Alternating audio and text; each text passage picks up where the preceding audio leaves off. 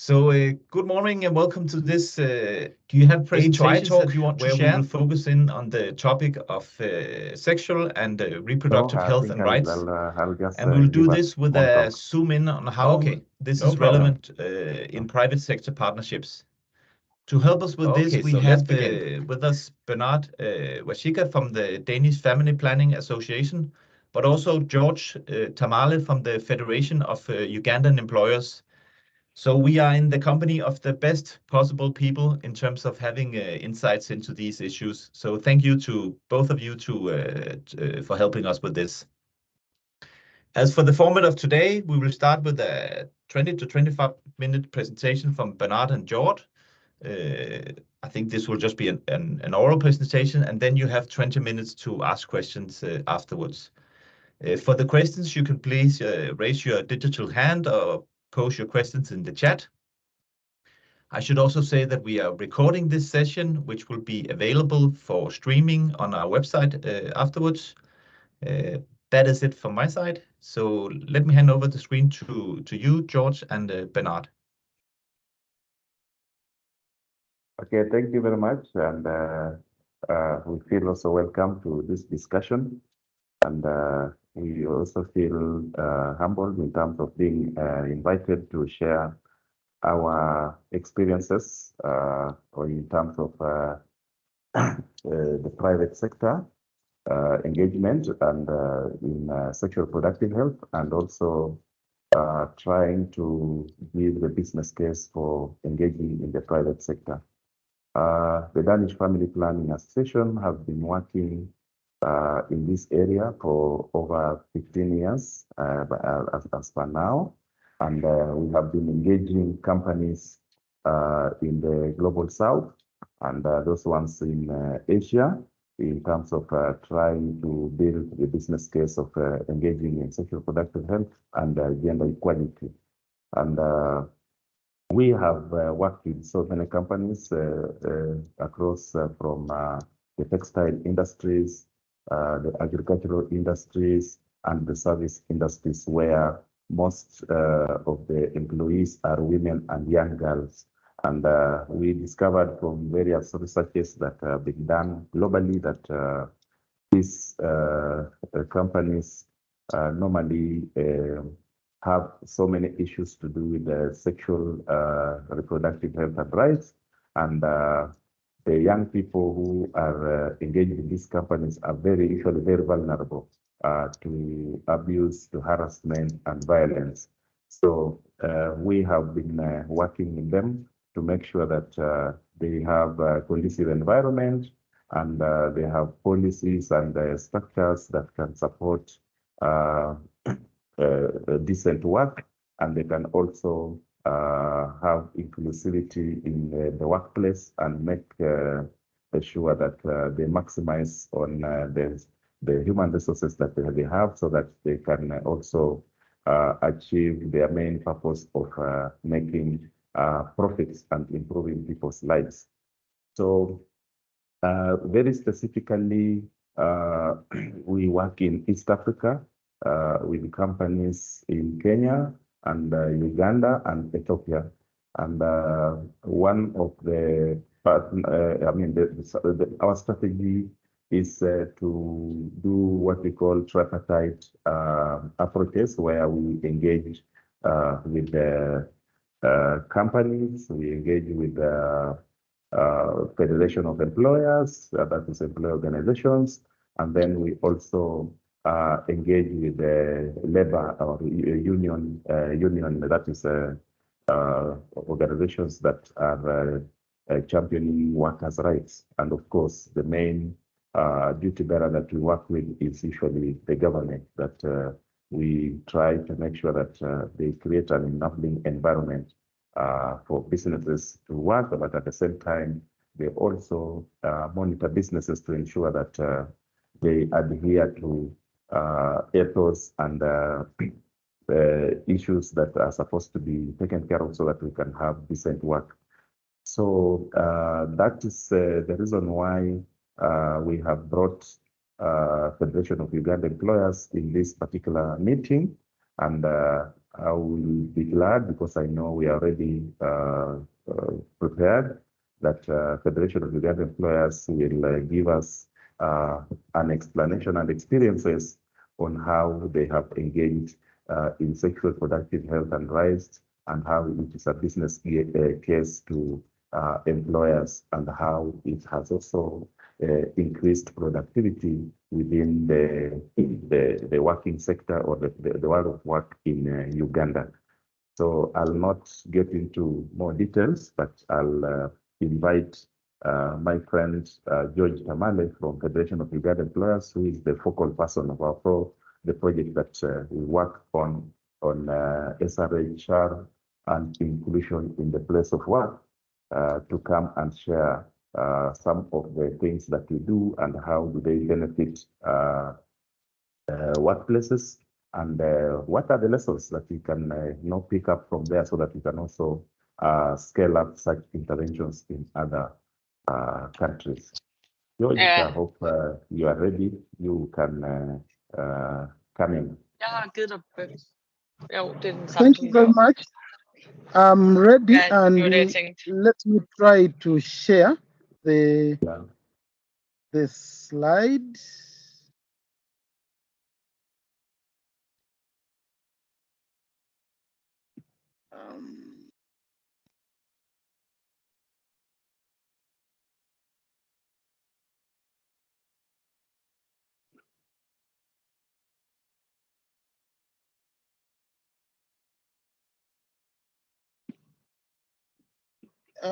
I'm failing to share the slides. If you go up on the bar to the upper right and press share, and then you can share your screen. Okay.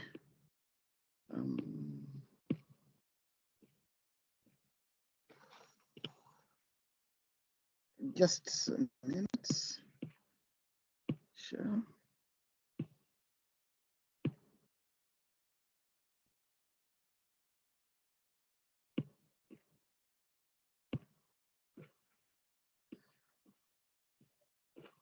Okay.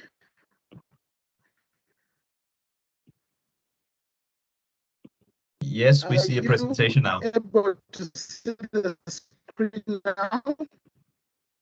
Yes. We can see the presentation, yeah.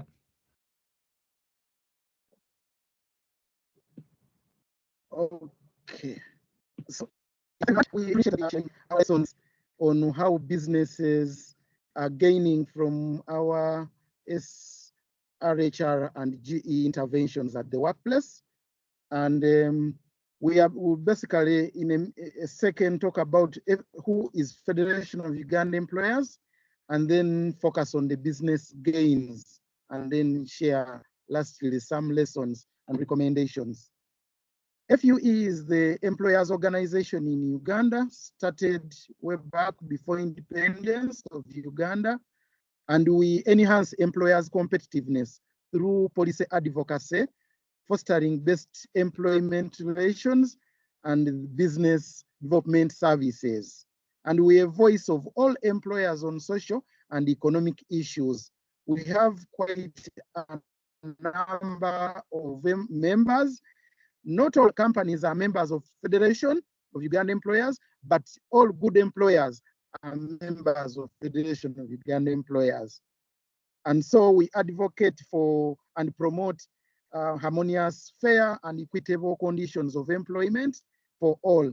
And the gender equality and SRHR intervention fits very well in our mission, and we are happy that we've been supported to enhance this cause by the DFPA since 2017.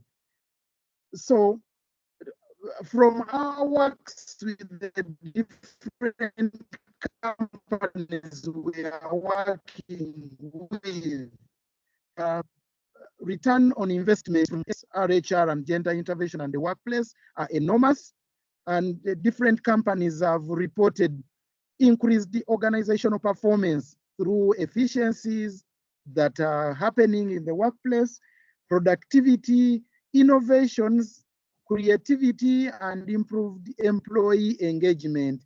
because employees are able now to sit with management, to dialogue with management, and talk about issues that affect them in their way of life, but also at the workplace. But also the companies have been able to attract talents and also retain employees because of the practices.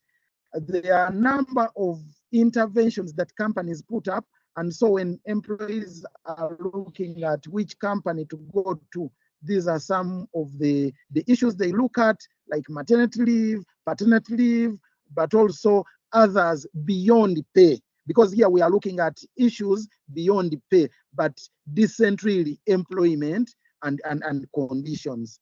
We have seen enhanced organizational reputation, and also we have seen that there is inclusivity, fairness for both men and women. So if companies,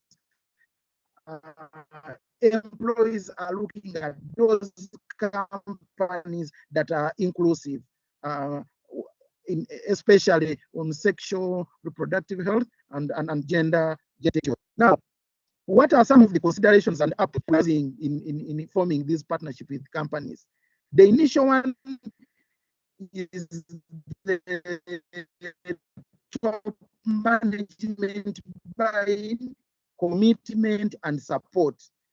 Because when we present the business and SRHR issues, the company, the CEOs will see whether they are buying in or not. But also we talk about emerging things. And so once we presented this, the CEO that will pick this first will be engaged, and we've seen some of these now adopting what we are presenting to them. But also FUE conducts sector-based risks and vulnerability surveys and assessment on decent work.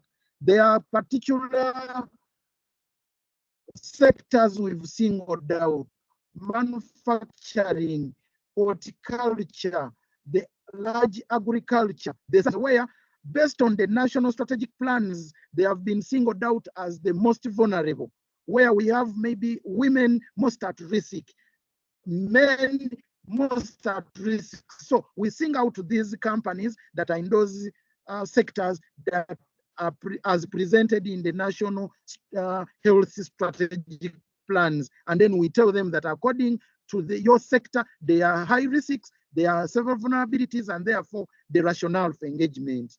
FU also conducts knowledge, attitude, behavior, and practices survey among companies, where we go to occupational health and safety teams. We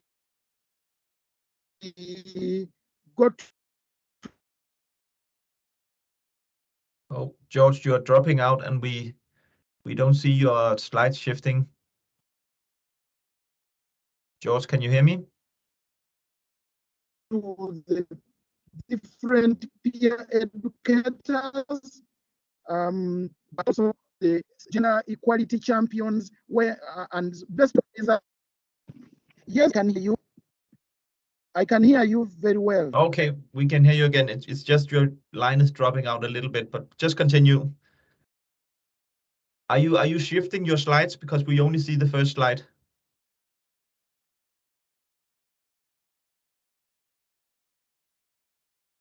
I think we lost him again.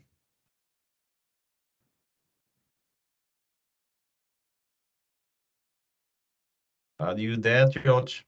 Can I proceed? Yes, please. Go ahead.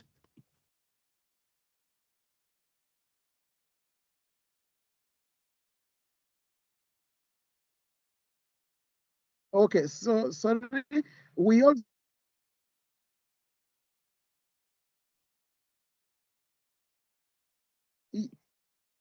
able to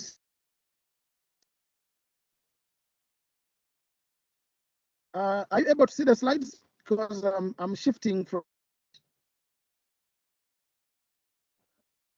Yeah, we can see them, but the line is unfortunately not too good. What we also do is the annual employee of the award.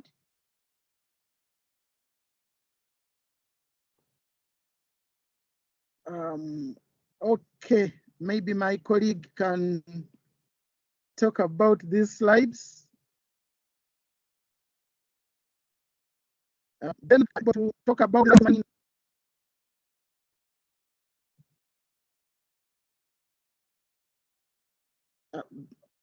Bernard, are you able to,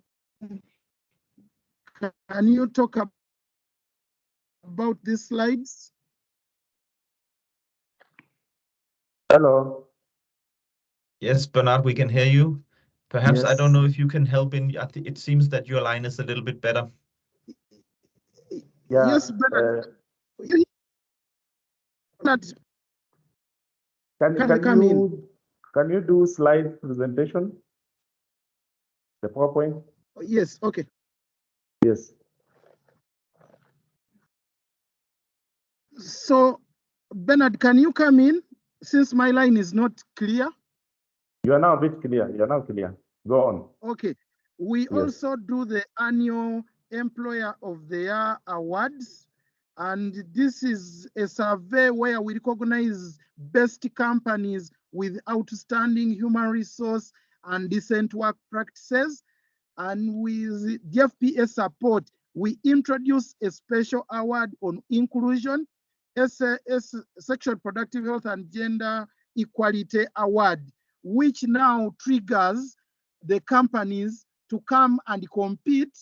And by competing, all of them, because they need this award, they are able to innovate, they are able to start interventions that are aimed at creating this decent work. And with this, we have been able to have decent work conditions for both men and women.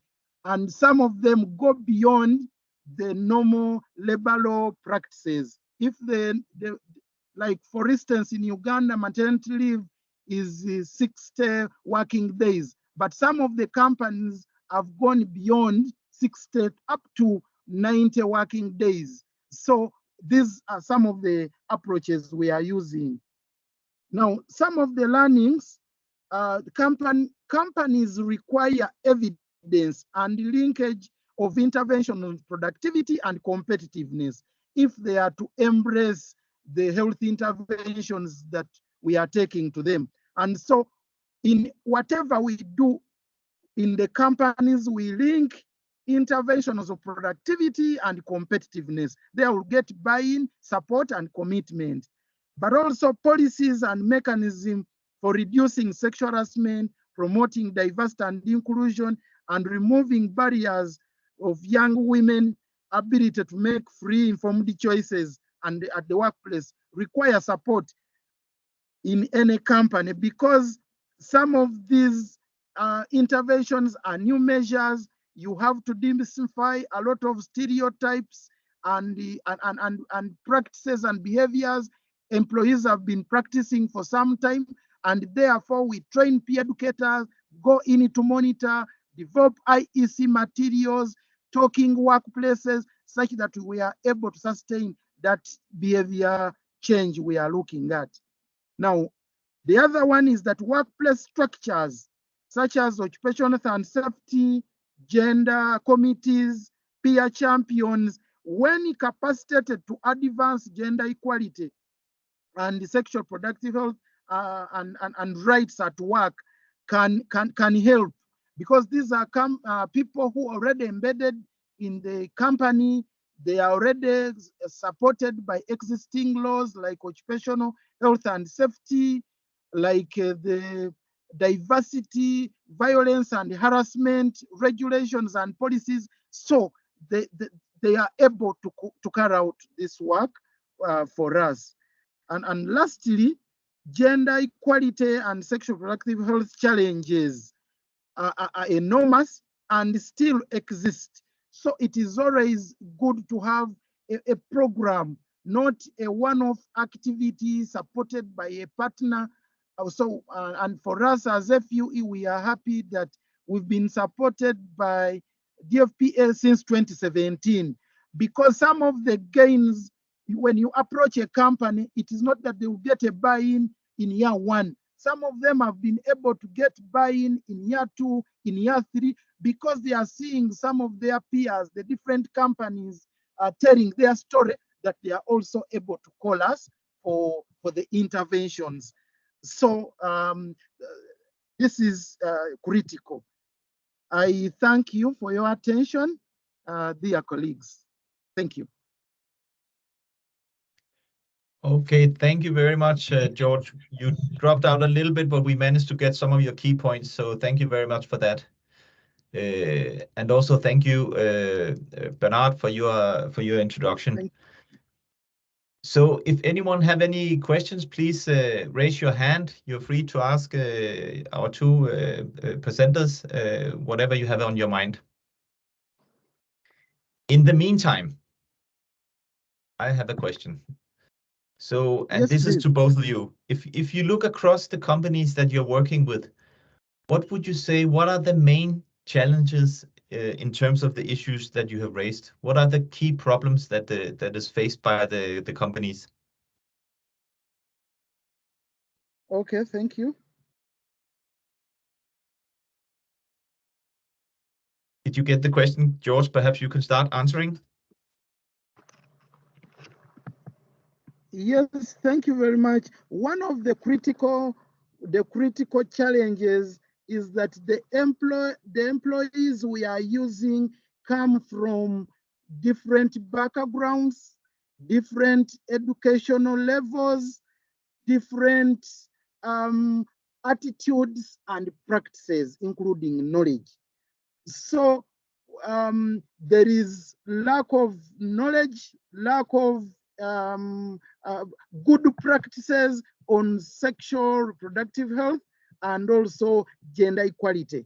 There are a lot of stereotypes. The cultural inclinations are too much. So if there are any intervention, that is a barrier that we look at. Secondly, there are gaps in the labor law awareness. Although the labor laws talk about these things in terms of labor law awareness, but also knowledge of the different provisions of the law are enormous, and that is also something we have to deal with as the Federation of Uganda Employers. I talked of the different culture and the stereotypes. For instance, when we talk about sexual harassment, because of the culture, the different stereotypes, this one has to be defined clearly, showing where there's a friendship start, where there's sexual harassment begin and end. But also as a country, we are happy that we just as of August, we ratified Convention C190 on violence and harassment. And so we are now, and it's because of the efforts of DFPA and the Federation of Uganda Employers and the partners that we are, the different advocacy we do, that these are beginning to yield the fruits. So those are some of the hindrances, the barriers that the challenges that the companies are going through. But also the other one is the time. Companies are not willing to give the time, but with a good justification of what do we gain? What is the business in this? They are able to give time. Sometimes we begin at lunchtime, where companies give you only lunchtime, but later along the way, they will give you 1 day, they'll give you 2 days, they'll give you 5 days. So it is a journey that you have to move. And lastly, different companies experience different challenges and barriers. So because of the surveys, the assessments, we see advantages and then we address. Thank you. Okay, thank you very much for elaborating on this. Bernard, you have any comments to this from your perspective? Oh, you need to unmute. Sorry, I had muted. Yes, I wanted to add one or two to what George has given. There's also the lack of funds. These companies usually don't have budgets beyond their core businesses to support this work that we are talking about. And therefore, when you go there, you start giving them the structure of the project and with the activities that you need to engage in so that you can achieve the goals that you intend to achieve with them. Then you discover they keep saying, no, we don't have enough funds. So we don't have enough funds. We have prioritized other issues and things like that. So you now have to fall back to funds from outside the company, which they are not sustainable. So there are few companies that, yes, can have funds, but majority of the companies are having very lean budgets, and especially now that globally we have some recession, there's a real challenge of how to engage them. Then the other one is the ongoing anti-gender campaign globally, where we have a lot of opposition to issues to do with gender equality, issues to do with sexual reproductive health and rights. We are finding that the opposition is so strong. So it is infiltrating in some of these workplaces, and it becomes very difficult for you to go and talk about sexual reproductive health and rights with them. So you really have to do your homework well, and as George is saying, come up with a very good business case for SRH and the workplace. But then again, you have to package your messages in a way that they don't look controversial. Like now in Uganda, we have the AHA, which is the Anti-Homosexuality Act, which is creating a lot of challenges. Companies are not even, convinced that when you come in and start talking about issues of gender equality and inclusivity, are you not talking about things that have been criminalized? So they're in a dilemma. They don't know what to do. And then we also have what Federation of Uganda Employers has always faced.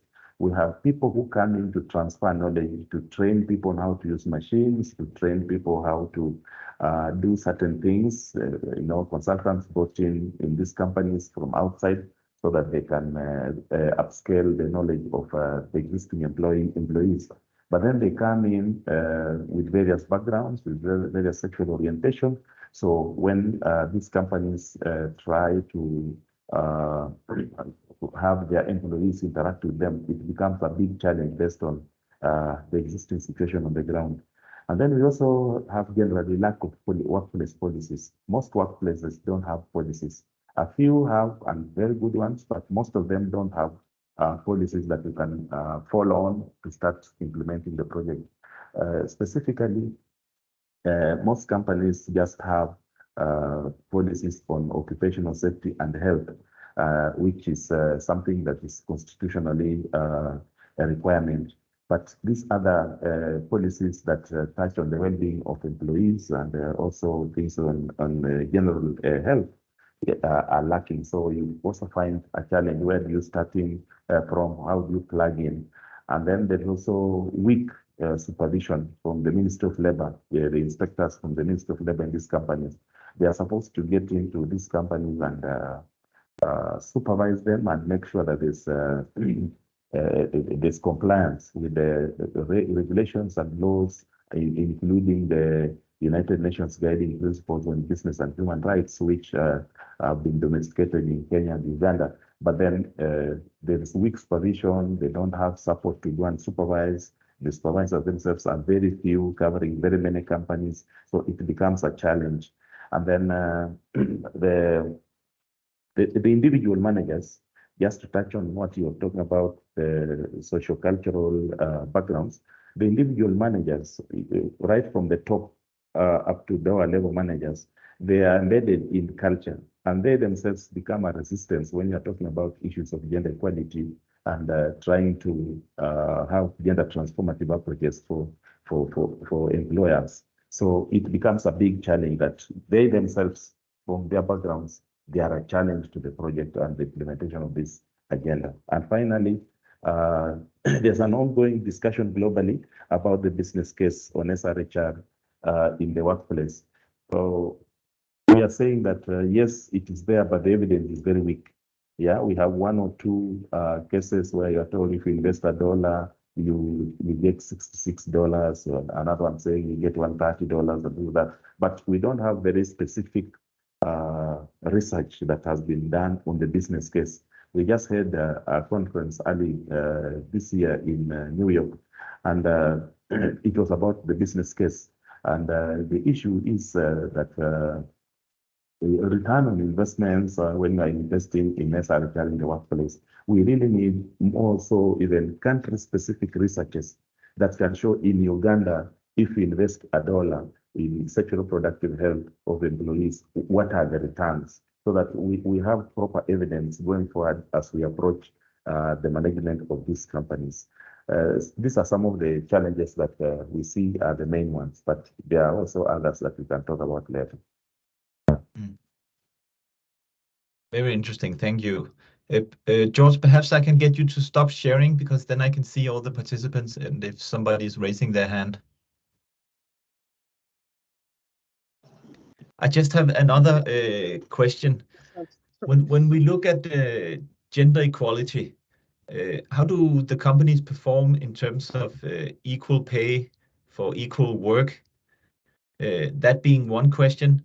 And it also seems that a lot of the things that you're working with links very well to the UN Global Compact guidelines on responsible business conduct. So arguing for anti-discrimination, the rights to organize. How do you see this? First, the gender equality thing in terms of equal pay and representation across the company organizations, but also the RBC. Yeah, maybe I can answer that because we have a cross-section spectrum across East Africa. Generally, there is a challenge in terms of gender equality, in terms of pay. You'll find that men are usually paid higher compared to their opposite, the women, even if when they are within the same rank. And this again comes from the fact that there is a lot of patriarchy embedded in the senior management teams, where they look at women as people who are not really supposed to be earning like men. They keep saying men have more responsibilities, but in reality, women have more responsibility. And there are also researches to show that for every 100 shillings that a man, $100 that a man earns, a woman earns 77. So you find that is something that is really applicable all over. And the fact that women are the majority in these companies, you'll also see that when they are paid lower, the company gains, rather than when they are paid like, the same level with the men.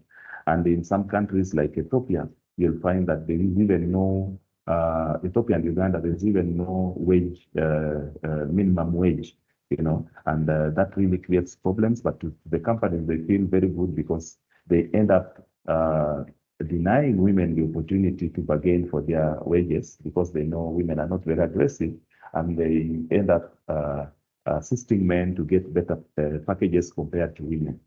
So that is a real challenge. And then your second question about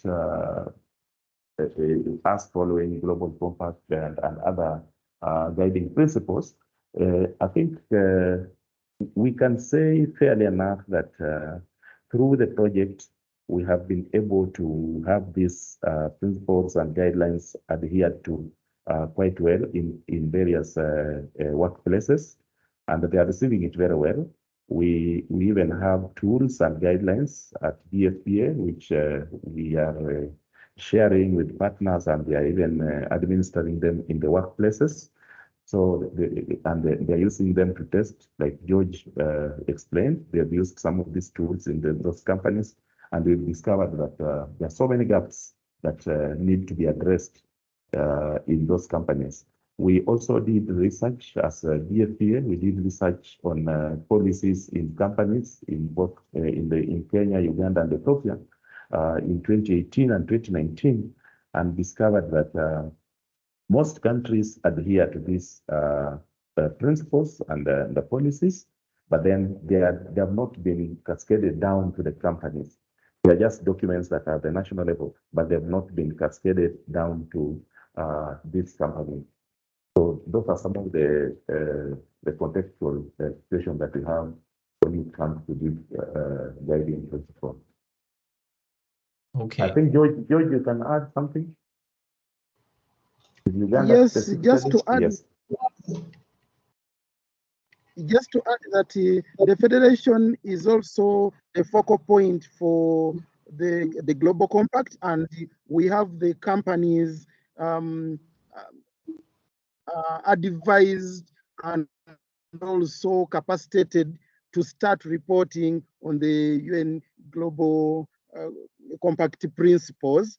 And of course, the number is not as big, but the numbers continue growing as we get more companies join on board. Because in order to comply, they really have to undergo a lot of capacity enhancement and putting these policies in place before they start reporting as guided by the UN Global Compact principles. Thank you. I just have one more question, and that is also for both of you. Do you sometimes experience when you see Ugandan companies working together with foreign companies, that could be European companies, for example, do you sometimes see a clash of values in terms of the issues that you're working with in these company collaborations?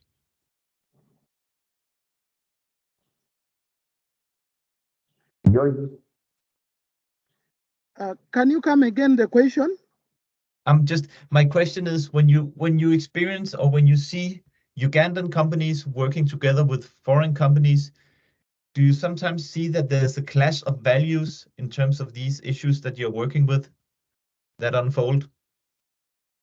No, we've not seen that happen.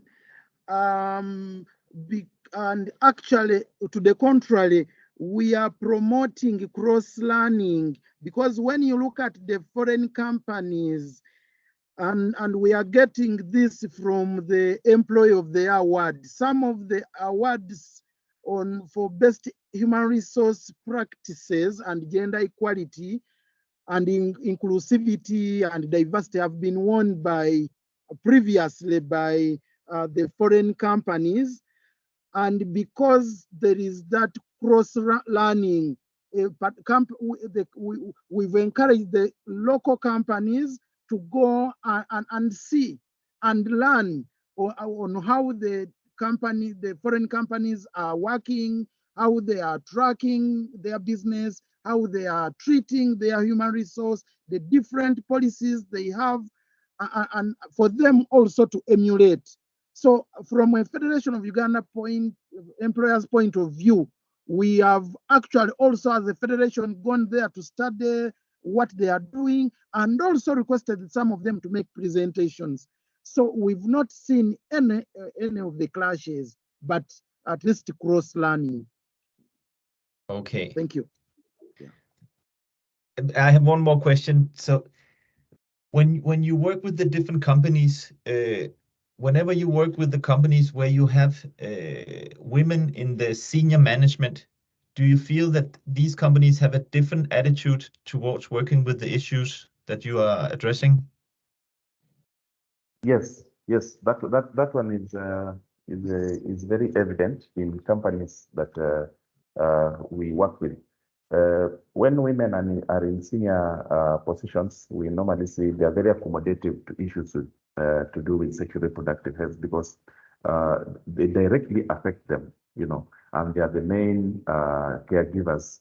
So they really usually take them very seriously.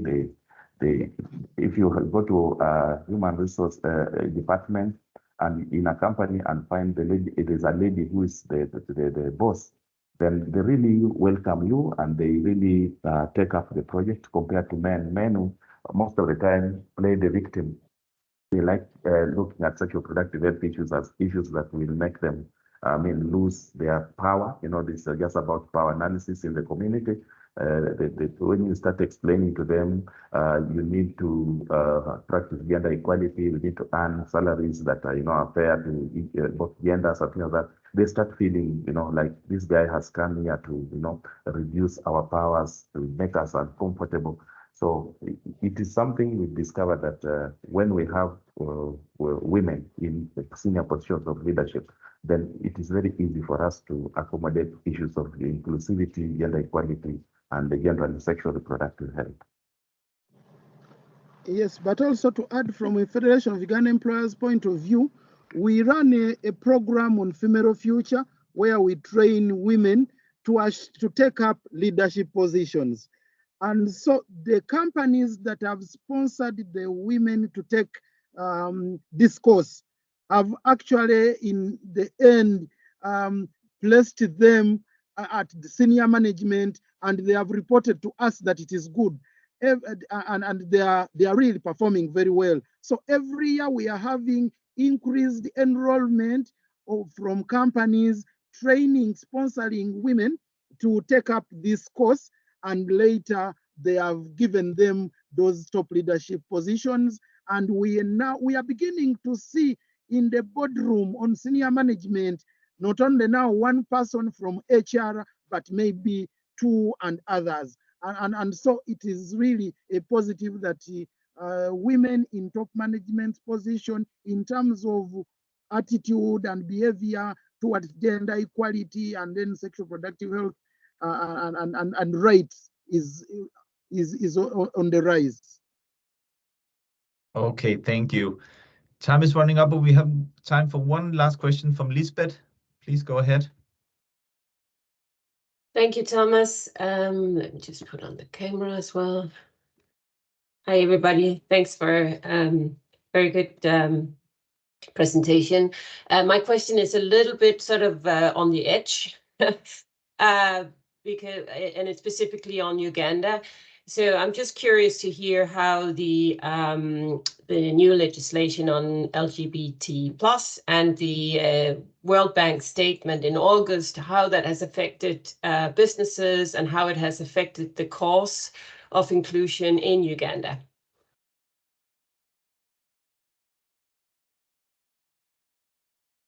Okay, thank you for maybe George, Leonard, you can also come in. In terms of business, surely the businesses, the economy now is not doing very well because of the statement, but also because of the actions. So in terms of business, there is tension. Of course, and it comes at a time when we are just from post-COVID. So some businesses actually at the beginning of this year had not filed their tax returns and also met the obligations. So they were scrap of their license. Now with the recent AHA Act, of course, we as a federation, but also as business, have tried to, one thing I also need to note that the Federation of Uganda Employers sits on the Global Fund Board, and so we are privy to the discussion in the circles on the implication of the signing of the act, and so we continue tracking the developments. The other one is that also as businesses, we are telling the businesses to work within the law, and as we monitor the developments but as I can comfortably say, business disruptions I think are beginning to happen. I cannot attribute it to the act itself, but we are from a post-COVID, and therefore companies already were struggling. And so with the World Bank pronunciation, makes the environment more fragile. Thank you. Yeah, Elizabeth, maybe I can drop in a word. Yeah, from our interactions at the donor level in Uganda and the embassy level, I think the act is already having a strategic impact on businesses, which, as George is saying, are yet to be reached on the ground, but they're already having strategic impacts in that, for example, the investments coming to Uganda are already reducing. Prospective investors are already shying away from Uganda because they are looking at going to a country that violates human rights, you know. So, and when you talk about this UN guiding principles on business and human rights and other things that promote decent work, you'll find that now they are knocking off Uganda in terms of, can we go invest there or we move out, because they are not adhering to international principles. And then there's also last 2 weeks, we have noted that there are 1 or 2 companies that were purchasing goods from Ugandan companies, but they suspended that because of this particular policy. And that is something I can even share on email with Thomas for you to get more information about. And then generally we are seeing development partners, those who come in Uganda. We are talking about the World Bank, we are talking about USAID, we are talking about other partners. They are already suspending their support to Uganda. And this has serious ramifications on the general economy and how businesses operate. So in the long run, we foresee a situation where it will not be business as usual. It will have a bigger effect even to the employee, and it will now employees are now reduce lead to redundancies and other negative effects that will even worsen sexual reproductive health and gender equality issues. Yeah. Interesting. So just a brief follow-up. So do you think that the kind of pressure that the World Bank and the donor community is putting on Uganda, do you think it will have any effects? Yeah, we are seeing that already. There's a lot of pressure on Ugandan government to reconsider their position, because we are now a global community, and there's no way you can live in isolation. There's no way you can run your own economy without connecting it to other economies globally. There's no way you can interact, the human beings interacting with others, yet you are saying you are in isolation, you are doing your own things, and you cannot sit on other people's rights, because these rights are universal. So it is something that we see will really affect the country. And there are already appeals that have been made to the government of Uganda. And I think in our own assessment, something positive will come out of it in terms of Uganda rethinking about this harsh and punitive act. Yeah. Thank you. Yes, I wanted to add that there are internal efforts like going to court to have on the case, but also internal advocacy, writing of papers. Recently, there was a commission of an assessment study on the actual implication to the communities. So there are internal efforts that are and works that are going on to add pressure that is being mounted externally. Thank